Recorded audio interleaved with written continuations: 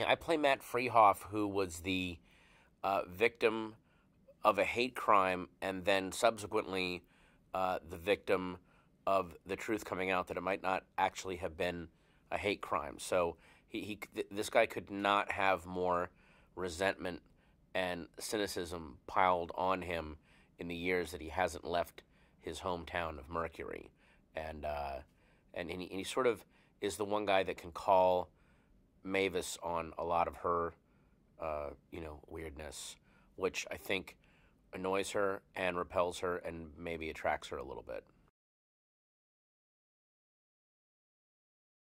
Well, Mavis Gary was the former homecoming queen of her high school, former queen bee, ruler of the school that was going to leave Mercury and go to the big city and do amazing things. And she certainly lives in the big city, and I guess maybe to people in Mercury, she's done relatively amazing things, but the way she sees herself is with a lot of self-loathing and a lot of disappointment.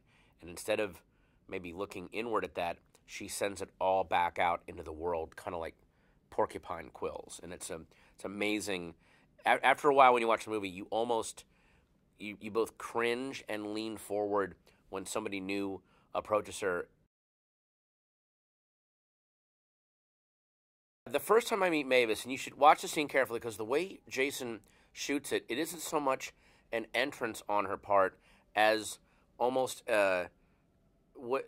it's almost like a manifestation of this kind of ray of gorgeousness in all of this drab Midwestern darkness. So yeah, it's like a sighting of a mythical creature. I cannot believe that she's in the bar. I can't believe that she kind of hasn't changed from high school in terms of how she looks and how she holds herself.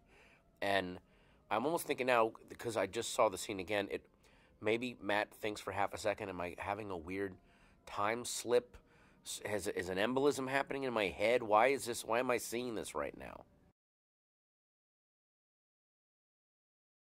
The first time we meet, because I think our relationship is such that she could care less about me and is barely tolerating me, and I'm very aware of that. So because I know I have nothing to lose, it's almost I may as well say whatever I want to her because it's not going to be any different if I'm nice to her. So that sets us off on, I think, kind of a different path than she's even used to from guys who look like me.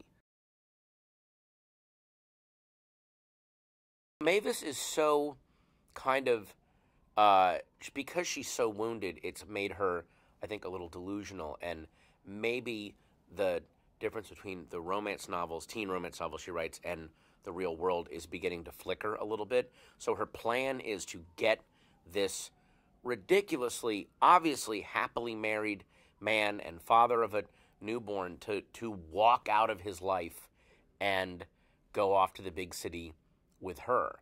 And she is absolutely confident, well, that of course this is going to work, and I'm sure even looks at somebody like me like, I think this guy might be a little crazy if you can't see that this obvious thing is going to work.